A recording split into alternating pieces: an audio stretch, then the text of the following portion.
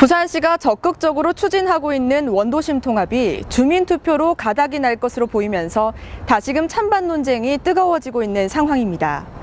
오늘 아시아뉴스통신TV 취재 파일에서는 원도심 통합 찬반 의견의 핵심을 다시 짚어보고자 합니다. 도남상 기자가 보도합니다.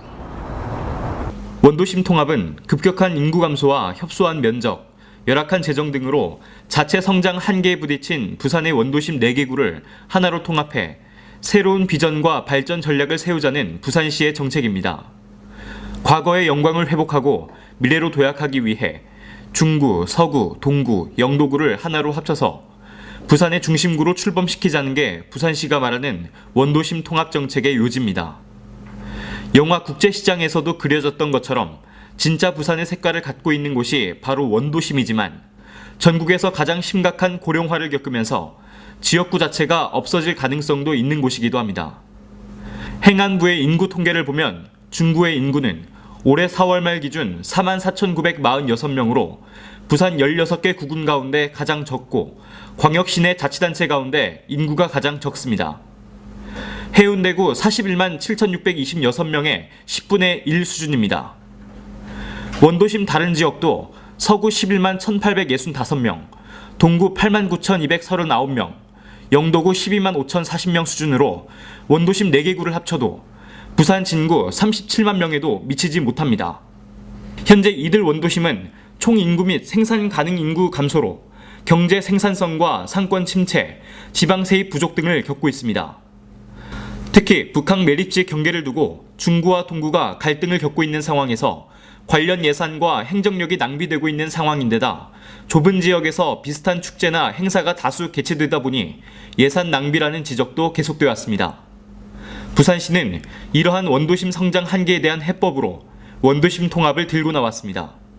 우선 원도심 4개구를 합치면 인구만 37만 명 규모로 부산에서 세 번째로 큰 자치구로 떠오르면서 경쟁력을 갖추고 미래 도시 계획을 준비할 수 있는 기틀을 마련할 수 있다는 게 부산시의 설명입니다.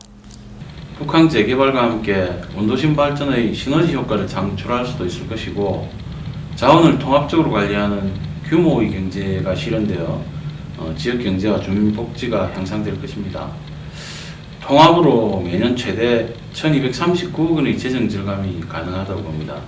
이를 주민들에게 원하시는 사업에 재투자하는 등 행정과 재정의 효율성을 높여서 경쟁력 있는 통합자치구로 재도약할 수 있을 것입니다. 부산시는 원도심 통합에 따른 각종 인센티브도 약속하고 있습니다. 원도심의 젊은 세대를 유입할 수 있는 도시 첨단 문화허브를 조성해서 지역 경제가 더 좋아지고 원도심 지역의 지리적 특성에서 맞추어서 트램을 건설하는 등 대중교통 서비스가 획기적으로 개선될 것입니다. 교육 프로그램 지원과 교육 환경 개선을 통해서 원도심의 명품 학군을 조성하고 도시가스를 보급하여 주거복지 사업과 도시재생 사업, 다복동 사업을 원도심에 집중 지원할 계획입니다. 해양 미래성장 동력 남해안 방파제 조성으로 자연재난도 예방하고 해양관광 자원도 개발하게 됩니다. 그리고 4개구 요청 사업과 주민 여러분들께서 요청하는 사업도 정부와 협의해서 적극적으로 지원할 것이며 동부산, 서부산과 함께 원도심을 부산 발전의 3대 축으로 개발해서 2030년에는 대한민국에서 가장 살기 좋은 자치구 1위가 될 수 있도록 반드시 이루어질 수 있도록 최선을 다하겠습니다. 요컨대 통합구 출범 시 약 1조 5천억 원 규모의 재정 지원이 가능하고 원도심 기능을 회복해 도시 경쟁력을 향상시키겠다는 것이라고 정리할 수 있습니다. 하지만 반대하는 주민들의 입장도 만만치 않습니다.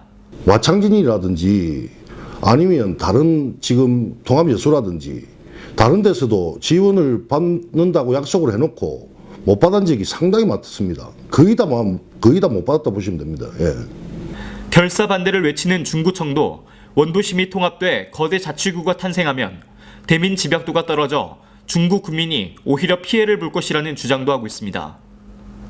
민주당 부산시당도 논평을 내고 중구청이 반대하고 있고 원도심 시민들의 사회적 합의가 이뤄진 것이 아니라면서 내년 지방선거에서 이용하려는 것 아니냐는 의혹까지 제기한 상황입니다. 반대 측 주장을 요약하면 원도심 통합의 실현 가능성이 낮고 주민들에게 큰 이익이 없다는 것이지만 대체로 추진 시점에 대한 불만이 줄을 이뤘습니다. 원도심 주민들이 통합을 수기를 해가지고 4년 정도 우리가 구상을 해가지고 의논을 해가지고 수기를 했다. 그래서 좋은 결과가 났다. 우리가 통합하면 좋을 것 같다. 구청장들이 초선이라도 언제든지 바꿀 수 있습니다. 그래서 지금 이 시점 자체가 구청장 3선이 3분이 끝난다고 하는 시점 자체가 최적기라고 저는 보지 않습니다.